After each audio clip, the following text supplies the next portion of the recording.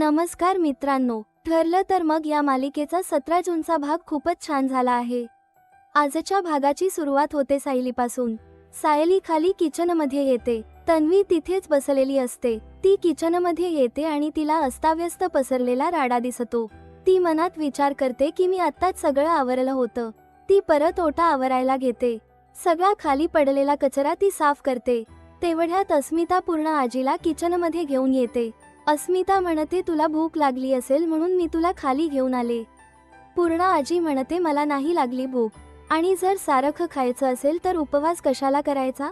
अस्मिता म्हणते तुला गोळ्या घ्यायच्या असतील म्हणून तर खा। पूर्ण आजी किचन मध्ये येते। सायलीने तोपर्यंत सगळं साफ केलेले असते। सायली म्हणते मी उपवासाचं सगळं केलेलं आहे, तुम्हाला हवं असेल तर देते। आजी म्हणते नको, मला जेव्हा भूक लागेल तेव्हा मी खाईल। सायली म्हणते मी तुमच्यासाठी कॉफी बनवते। असं म्हणून ती कॉफी बनवून पूर्ण आजीला देते। इकडे अस्मिता आणि तन्वी किचनमध्ये येतात आणि डस्टबिन मधून कचरा बाहेर काढतात। सायलीने सगळा कचरा उचलून डस्टबिन मध्ये टाकलेला असतो। त्या कचऱ्यातले खाण्याच्या पदार्थाचे रॅपर अस्मिता आणि तन्वी बाहेर काढतात आणि तन्वी पूर्ण आजीला आवाज देते। पूर्ण आजी म्हणते काय झालं। तन्वी डस्टबिन पूर्ण आजीच्या समोर धरते आणि म्हणते हे बघ, मला यात काय सापडलं आहे। कोणीतरी बाहेरचे पदार्थ मागवून खाल्ले आहेत।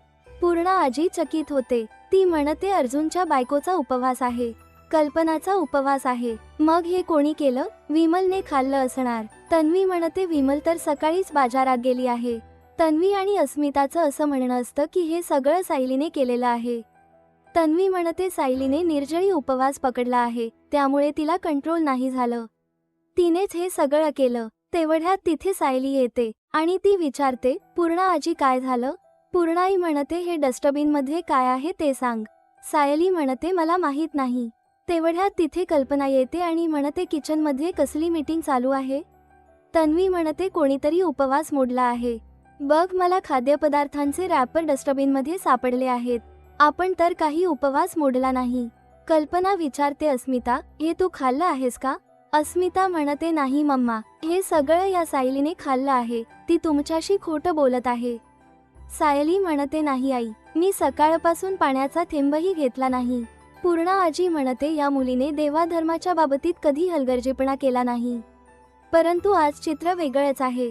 सायली म्हणते तुम्हाला खरंच असं वाटत आहे का की मी उपवास मोडेन, इतकं तर तुम्ही मला ओळखता।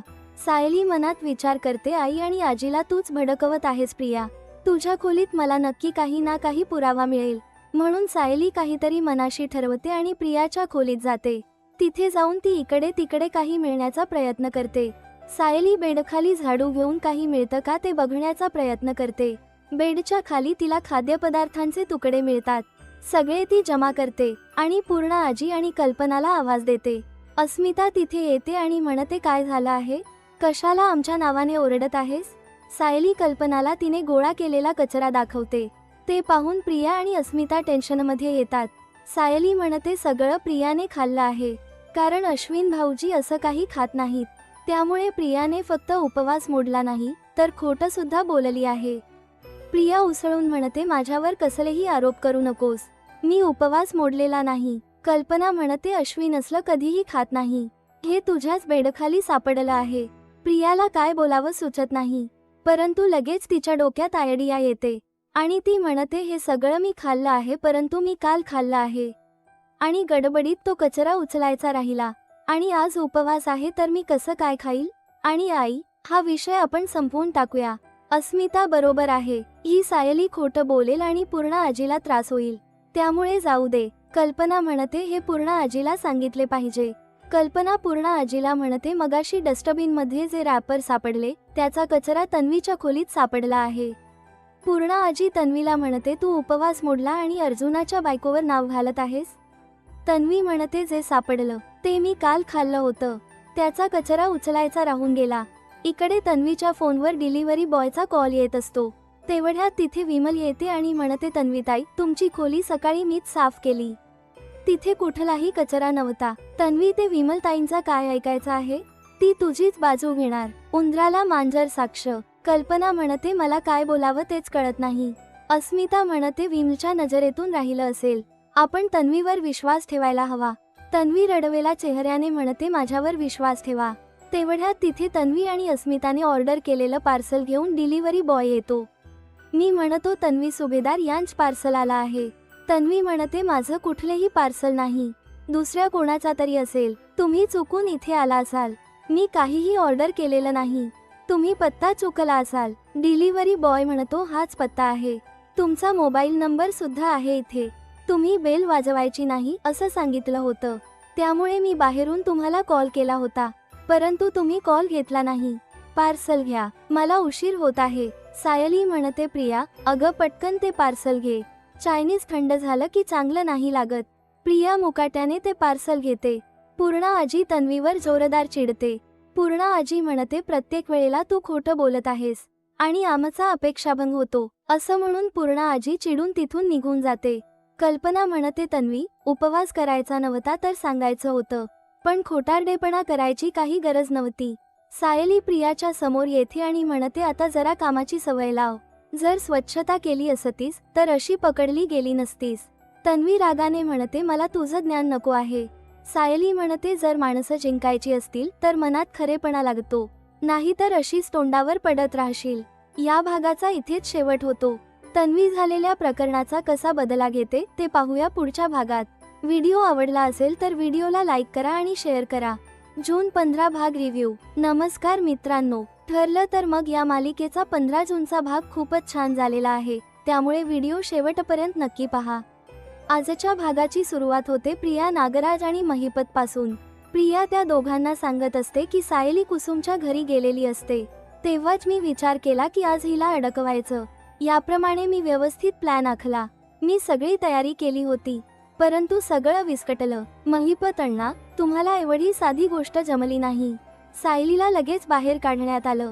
मुलाला 8 ते 10 दिवस लपवून ठेवायचं होतं. तेवढ्यात महिपत प्रियावर ओरडतो आणि म्हणतो तोंड दिलं आहे म्हणून काहीही बोलू नकोस. प्रिया महिपतचं हे बोलणं चालू असतं तेवढ्यात प्रियाला अश्विनचा फोन येतो. अश्विन म्हणतो तन्वी आपण सोबत घरी जाणार होतो, मी तुझी वाट पाहत आहे, कुठे आहेस तू? मला घरी लवकर पोहोचायचं आहे, त्यामुळे तू लवकर ये. तन्वी खोटं बोलून म्हणते मी 5 मिनिटात आले. इकडे अर्जुन सकाळी उठतो तेव्हा त्याला सायली दिसत नाही.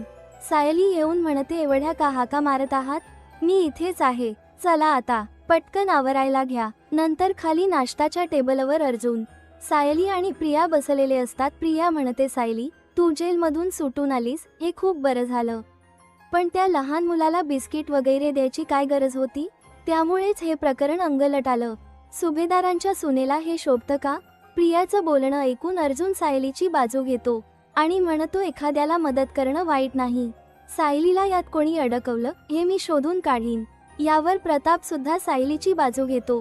कल्पना सुद्धा प्रियाला म्हणते की सायलीची बाजू ऐकूनच तिला जेलमधून बाहेर काढलं असणार, त्यामुळे हा विषय बंद कर. यानंतर सायली आणि कल्पना नाश्ताची तयारी करतात. तेवढ्यात तिथे अचानक अस्मिता येते. अस्मिताला पाहून सगळे खूप आनंदित होतात. अस्मिता खूप आनंदाने सगळ्याला बोलत असते आणि ती अश्विनीला खूप ओरडते, कारण त्याने बहिणीशिवाय लग्न केलेलं असतं आणि ती म्हणते माझ्या लाडक्या तन्वी सोबत लग्न केलंस ना, म्हणून मी तुला माफ करते. प्रिया सुद्धा अस्मिताला म्हणते मला असंच वाटत होतं की कधी एकदा मी तुला भेटेल. अस्मिता म्हणते तन्वी मी तुझ्यासाठी खूप गिफ्ट आणले आहेत. सायली सुद्धा अस्मिताला म्हणते की तुम्ही आल्यामुळे खूप छान वाटत आहे, परंतु अस्मिता तिच्याकडे दुर्लक्ष करते. कल्पना म्हणते आज मी उपवास धरणार आहे. सायली देखील म्हणते माझा देखील उपवास आहे. त्यांचं बोलणं ऐकून प्रिया देखील उपवास पकडण्याचा निर्णय घेते. कल्पना अस्मिताला म्हणते आम्ही सगळे उपवास करणार आहोत, त्यामुळे तुला खिचडी चालेल ना? पुढे कल्पना सायलीकडे पाहून म्हणते जर तुला दुसऱ्याच्या हातची खिचडी नको असेल तर मी तुला स्वतः बनवून देईल. त्यावर अस्मिता मान डोलावते. तिकडे नागराज प्रतिमाला द्यायला गोळ्या तयार करतो. तिचा वेडेपणाचा डोस तो वाढवणार असतो, त्यामुळे तो वेडेपणाच्या गोळ्या दुधात मिसळून प्रतिमाला द्यायला दूध तयार करतो, कारण प्रतिमाची परिस्थिती सुधारत असते. तिचा मेंदू अजून बिघडवण्यासाठी नागराज हे सगळं करत असतो. या भागाचा इथेच शेवट होतो. पुढे काय घडणार ते पाहूया नंतरच्या भागात. सायली आणि प्रियापैकी उपवास नक्की कोणी मोडला हे आपल्याला नंतरच्या व्हिडिओमध्ये समजेल. व्हिडिओ जर आवडला असेल तर व्हिडिओला लाईक करा आणि चॅनलला सबस्क्राईब करा.